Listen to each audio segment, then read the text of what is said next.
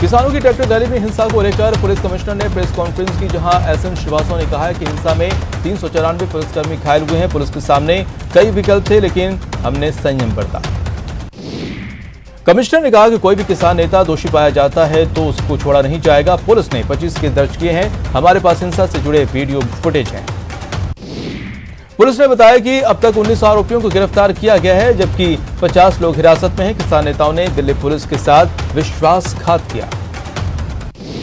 Tractor parade में हुई हिंसा के बाद कृषि कानून के खिलाफ आंदोलन कर रहे किसान संगठन बैकफुट पर हैं। किसान संगठन ने 1 फरवरी को प्रस्तावित संसद मार्च स्थगित किया है।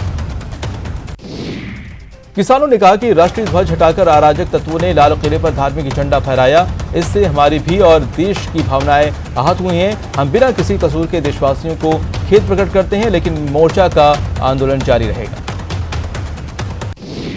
26 जनवरी को दिल्ली में किसानों के ट्रैक्टर मार्च के दौरान हुई हिंसा के बाद किसान आंदोलन ने नया मोड़ ले लिया। किसान नेता वीएम सिंह ने आंदोलन से अलग होने का ऐलान कर दिया है। नोएडा के चिल्ला बॉर्डर पर किसान संगठन भारतीय किसान यूनियन ने धरना समाप्त कर दिया है। किसानों के द्वारा कहा गया है कि कल दिल्ली में हुई हिंसा से हम आहत हैं। दिल्ली में कल हुई हिंसा के बाद किसानों ने NH 8 को खाली कर दिया है। रेवाड़ी के 20 गांव की पंचायत ने किसानों को 24 घंटे का अल्टीमेटम दिया था। इसी के साथ दिल्ली जयपुर हाईवे खाली हो गया। वहीं भारतीय किसान यूनियन के प्रवक्ता और किसान आंदोलन में बड़ी भूमिका निभाने वाले राकेश टिकैत ने भी आज गाजीपुर बॉर्डर छोड़ दिया है। वहीं कांग्रेस प्रवक्ता रणदीप सिंह सुरजेवाला ने दिल्ली में ट्रैक्टर परेड के दौरान हुई हिंसा को सुनियोजित बताया। उन्होंने कहा है कि केंद्र सरकार ने किसानों को हटाने के लिए साजिश रची थी। सुरजेवाला ने कहा कि सरकार ने फूट डालो आंदोलन तोड़ की नीति पर काम किया। सरकार ने किसानों के साथ बैठक का नाटक किया। उन्होंने कहा कि गृहमंत्री अमित शाह को हिंसा की जिम्मेदारी लेते हुए इस्तीफा देना चाहिए। दिल्ली उपद्रव पर डॉक्टर रघु शर्मा ने बीजेपी पर निशाना साधा। रघु शर्मा ने कहा कि जिस व्यक्ति ने लाल किले पर झंडा फहराया उसके साथ पीएम की फोटो सोशल मीडिया पर वायरल हो रही है। इसीलिए ये माना जा सकता है कि इस उपद्रव में उनके भी समर्थक शामिल हुए हैं। किसान आंदोलन को लेकर सतीश पुनिया ने कहा है कि आंदोलन में वामपंथी और खालिस्तानी घुस गए। उन्होंने कहा कि अभिव्यक्ति की आजादी के नाम पर सभी समाज में यह हरकत स्वीकार नहीं की जा सकती। बीसीसीआई के अध्यक्ष और पूर्व क्रिकेटर कप्तान सौरव गांगुली की तबीयत फिर से बिगड़ गई है। तबीयत बिगड़ने के बाद उन्हें कोलकाता के अपोलो अस्पताल में भर्ती कराया गया है। 4 जनवरी को हैदराबाद की जुबली हिल्स पर हुई एक महिला के मर्डर की गुत्थी को तेलंगाना पुलिस ने सुलझाते हुए सीरियल किलर रमुलू को गिरफ्तार कर लिया है। सीरियल किलर ने वेंकटम्मा नाम की युवती को मारने के बाद उसका चेहरा पेट्रोल डालकर जला दिया था। रचकुंडा पुलिस और हैदराबाद के टास्क फोर्स ने 20 दिन के ज्वाइंट ऑपरेशन के बाद सीरियल किलर को पकड़ा है। 45 वर्षीय रमलू शहर में पत्थर काटने का काम करता है और अब तक 21 मामलों में गिरफ्तार किया जा चुका है, जिसमें 16 मामले हत्या के हैं। आरोपी रमलू अब तक 18 महिलाओं को मौत के घाट उतार चुका है। मुख्यमंत्री अशोक गहलोत ने भी प्रदेश में वैक्सीनेशन की स्थिति को बाकी राज्यों से बेहतर बताया है। सीएम ने ट्वीट करते हुए कहा है कि प्रदेश में अभी तक किसी भी व्यक्ति में वैक्सीन लगने के बाद कोई साइड इफेक्ट नहीं दिखे हैं। प्रदेश के 90 निकाय के लिए कल मतदान होगा। सुबह 8 बजे से शाम 5 बजे तक मतदान होगा। 90 निकायों के 3035 वार्डों के लिए 5253 मतदान केंद्रों की स्थापना की गई है। तबादले के बाद भी ज्वाइन नहीं करने वाले आरएएस अफसरों पर गहलोत सरकार एक्शन मोड पर है। राज्य के कार्मिक विभाग ने 18 आरएएस तबादलों को कारण बताओ नोटिस थमा दिया है। सीएस निरंजन आर्य ने निर्देश दिए हैं कि 15 साल से पुराने पेट्रोल और 10 साल से पुराने डीजल वाहनों को एनसीआर में संचालित नहीं किया जाए और सुप्रीम कोर्ट के आदेशों की सख्ती से पालना सुनिश्चित की जाए। राज्यपाल कलराज मिश्र ने जरूरतमंद और गरीब महिलाओं को शॉल वितरित की। जोधपुर के शेरगढ़ आईटीआई को कौशल का पावर मिला है। आरएलडीसी ने power grid corporation of India limited से हाथ मिलाया है। आईपीएल के 14वें सीजन के लिए मिनी ऑक्शन 18 फरवरी को चेन्नई में होगा। आईपीएल मैनेजमेंट ने सोशल मीडिया के जरिए यह पुष्टि की।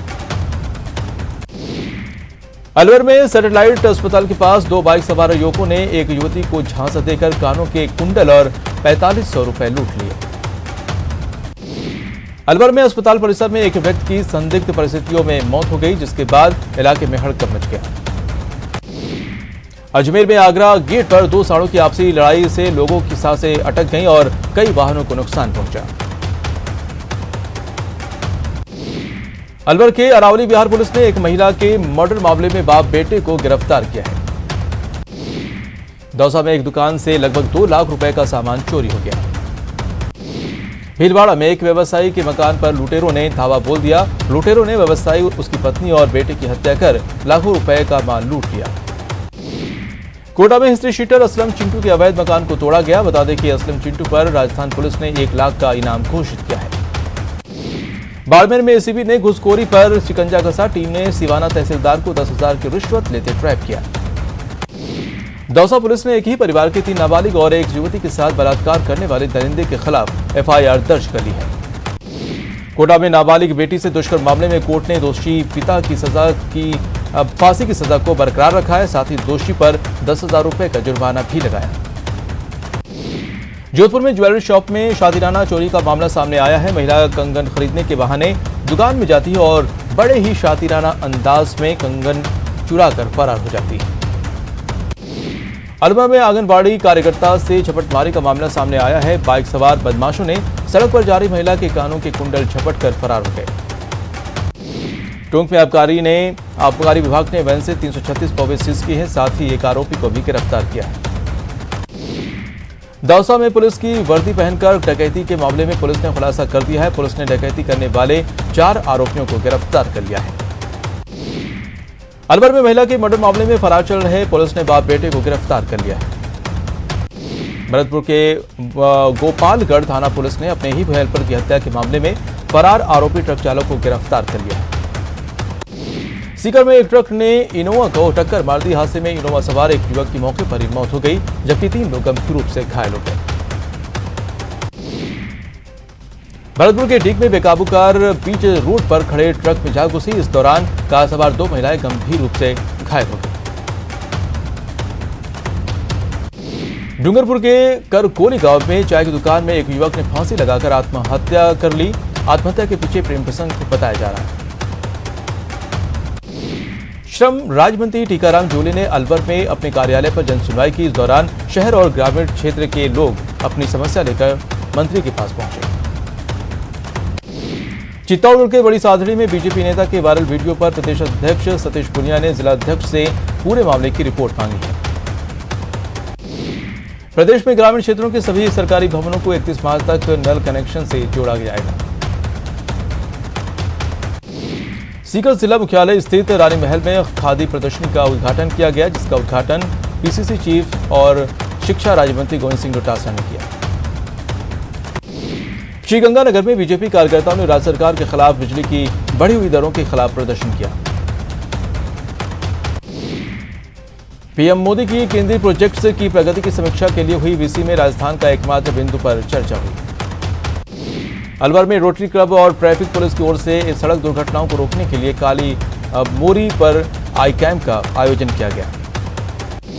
सिरोही में बाबा साहेब भीमराव अम्बेडकर की आदमकद मूर्ति का वर्चुअल उद्घाटन मंत्री शांति धारीवाल और राज्यसभा सांसद नीरज डांगी ने किया। करौली में पूर्व सभापति राजा राम गुर्जर के खिलाफ कार्रवाई करने की मांग को लेकर प्रतिनिधिमंडल ने एसपी को ज्ञापन सौंपा है। कोटा जिले में विधायक रामनारायण मीणा ने पीपलदा विधानसभा क्षेत्र का दौरा किया। उन्होंने पीपलदा बीरम गांव में जनसुनवाई भी की।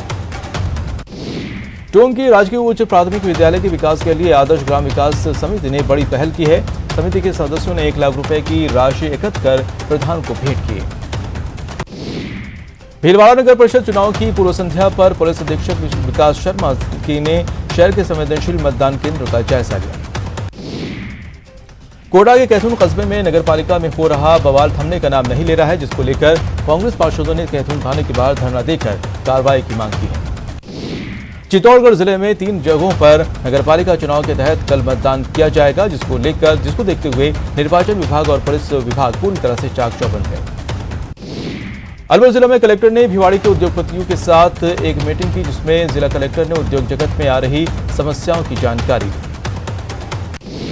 श्रीगंगानगर में ट्रैक्टर मार्च के दौरान ट्रैक्टर पलटने से जान गंवाने वाले नवरीत सिंह की आत्मिक शांति के लिए श्रद्धांजलि सभा रखी गई। परिजनों और अन्य ग्रामीणों ने उनकी आत्मा की शांति के लिए गुरुद्वारे में अरदास किया। अलवर में आक्रोशित राशन डीलरों ने मेहनताना नहीं मिलने पर जमकर बवाल काटा। उन्होंने कई माह के वितरण की मजदूरी दिए जाने की मांग करते हुए जिला रसद अधिकारी को ज्ञापन सौंपा। राजसमंद के पाटिया गांव में विद्युत विभाग की टीम पर हुए पथराव मामले में मुख्य आरोपी की गिरफ्तारी की मांग की गई। कोटा के संभागीय आयुक्त कैलाश मीणा ने जिले के रामगंज मंडी उपखंड इलाके का दौरा किया। दौरे के दौरान उपखंड कार्यालय और इंदिरा रसोई का औचक निरीक्षण किया। सीकर जिला मुख्यालय पर लायंस क्लब ने कल्याण सर्किल पर हेलमेट वितरित किया। वाहन चालकों को रोककर उनसे हेलमेट लगाने और सीट बेल्ट लगाकर वाहन चलाने की अपील की। कोटा में डेंगू और मलेरिया के रोकथाम के लिए चिकित्सा विभाग लगातार घर घर सर्वे कर रही है। इस दौरान 15 घरों से मिले लार्वा को नष्ट किया। सीकर जिला मुख्यालय पर लायंस क्लब ने कल्याण सर्किल पर हेलमेट वितरित किया। वाहन चालकों को रोककर उनसे हेलमेट लगाने और सीट बेल्ट लगाकर वाहन चलाने की अपील की।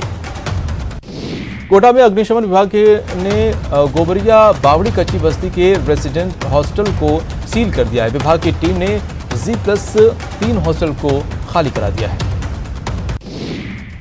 करौली में एसीपी ने मंडरायल के राजकीय उच्च माध्यमिक विद्यालय में आम लोगों से संवाद किया। एसीपी ने जिले को भ्रष्टाचार मुक्त बनाने के लिए आमजन से सहयोग मांगा।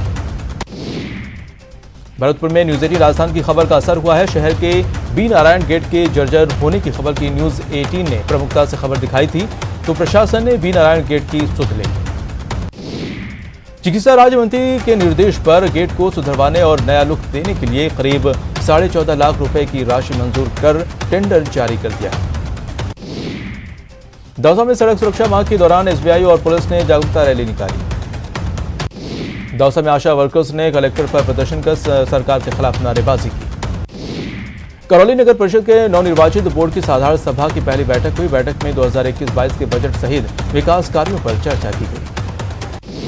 भरतपुर के जनूथर में 5 सूत्री मांगों को लेकर तहसीलदारों का अनशन जारी है। ये लोग लगातार 5 दिनों से अनशन कर रहे हैं। भरतपुर के नदबई विधानसभा में जल्द ही चंबल का पानी मिलेगा। इसको लेकर नदबई विधायक जोगिंदर सिंह अवाना ने चंबल परियोजना से जुड़े अधिकारियों के साथ मीटिंग ली। भरतपुर और धौलपुर के लोगों को पंजाब नेशनल बैंक आसानी से ऋण मुहैया कराएगा और 10 करोड़ तक का ऋण 5 दिन में जारी होगा। भरतपुर के कामा में जीवन रेखा ब्लड डोनेशन सेवा समिति ने कामा कस्बे के संस्कार स्कूल में रक्तदान शिविर का आयोजन किया। भरतपुर के महारानी श्री जया महाविद्यालय में वनस्पति शास्त्र विषय के सह एवं सहायक आचार्यों का ट्रेनिंग प्रोग्राम ज्ञान गंगा की शुरुआत की। भरतपुर के सेवर ब्लॉक CSC पर नसबंदी शिविर का आयोजन किया गया। देश में अवार्ड्स की घोषणा के बाद राजस्थान से कई क्षेत्रों में उत्कृष्ट कार्य करने वाली 3 हस्तियों का पद्मश्री अवार्ड के लिए चयन किया गया है।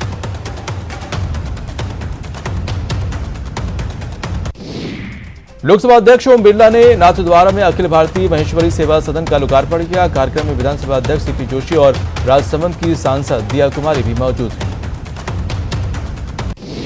इससे पहले लोकसभा अध्यक्ष के राजसमंद पहुंचने पर सांसद दिया कुमारी और बीजेपी जिला अध्यक्ष वीरेंद्र पुरोहित ने कार्यकर्ताओं के साथ उनका स्वागत किया। कृषि कनेक्शन पर सब्सिडी बंद करने और फ्यूल चार्ज लगाने के मामले में महिला बाल विकास मंत्री ममता भूपेश ने हमला बोलते हुए कहा है कि सांसदों के भाषण देने से कुछ नहीं होगा। दौसा में 4 महिलाओं से रेप के मामले में पीड़ित का बयान हुआ। 25 जनवरी को 3 पीड़ितों का बयान दर्ज किया गया। वहीं आरोपी विष्णु गुर्जर अभी भी पुलिस गिरफ्त से बाहर है। कोटा के MBS और JK लोन अस्पताल में आज भी ठेका कर्मियों के 2 घंटे कार्य बहिष्कार किया गया। जोधपुर के सबसे बड़े मथुरा दास माथुर अस्पताल में ठेका कर्मियों ने अपना आंदोलन तेज कर दिया है। जयपुर के बाउंड्री गार्डन में बन रहे पार्किंग प्रोजेक्ट का विरोध कर रहे लोगों की मुश्किलें बढ़ गई हैं। दरअसल विरोध कर रहे लोगों को नगर निगम ने नोटिस जारी किया है। पिछले 24 घंटे में देश में कोरोना की 12,537 नए मरीज मिले हैं, जिसके बाद देश में कोरोना मरीजों का आंकड़ा 1,06,90,000 को पार कर गया है। वहीं पिछले 24 घंटे में कोरोना से 127 लोगों की मौत हुई, जिसके बाद कोरोना से मरने वालों की संख्या 1,53,751 हो गई है। पिछले 24 घंटे में 13,021 लोग कोरोना से रिकवर हुए। इसके साथ ही रिकवर हुए मरीजों की संख्या 1,03,58,000 को पार कर गई। देश भर में पिछले 24 घंटे में 12,537 लोग कोरोना संक्रमित पाए गए हैं। 13,031 लोग रिकवर हुए हैं। 127 लोगों की मौत हुई। कोरोना को लेकर प्रदेश में अच्छी खबर आई है। मथुरा के 13 जिलों में कोरोना के एक भी नए केस नहीं सामने आए। चूरू राज्य का पहला ऐसा जिला बन गया है जहां अब कोरोना के एक्टिव मरीजों की संख्या 0 हो गई है। कोटा में ईएसआई हॉस्पिटल में कोरोना वॉरियर्स चिकित्सक और चिकित्सा स्टाफ को कोरोना वैक्सीन लगाई गई। कोरोना वैक्सीनेशन के पहले चरण के बाद राज्य सरकार दूसरे चरण पर फोकस करना चाहती है। ऐसे में वैक्सीनेशन की धीमी रफ्तार को लेकर अब स्वास्थ्य विभाग अलर्ट मोड पर आ गया है। वैक्सीनेशन की प्रक्रिया का अब राजधानी जयपुर में विस्तार होगा। इसी को लेकर जिला प्रशासन ने चिकित्सा विभाग के अधिकारियों की बैठक ली। कोटा में कोरोना के 34 नए मरीज मिले हैं। सीएमएचओ डॉक्टर भूपेंद्र सिंह ने 34 मरीजों के पॉजिटिव होने की पुष्टि की है। जैसलमेर में कोरोना का टीका लगाने के बाद एएनएम की तबीयत बिगड़ गई। वहीं डॉक्टर्स का कहना है कि एएनएम पूरी तरह ठीक है। राजस्थान मेडिकल काउंसिल के रजिस्ट्रार डॉक्टर सुनीत राणावत ने वैक्सीनेशन कराया। राणावत एसएमएस अस्पताल के डिप्टी सुप्रिंटेंडेंट भी हैं। जयपुर के ईएसआई मॉडल हॉस्पिटल में भी वैक्सीनेशन की शुरुआत हो गई है। हॉस्पिटल में वैक्सीनेशन के दौरान स्टाफ में काफी उत्साह नजर आया।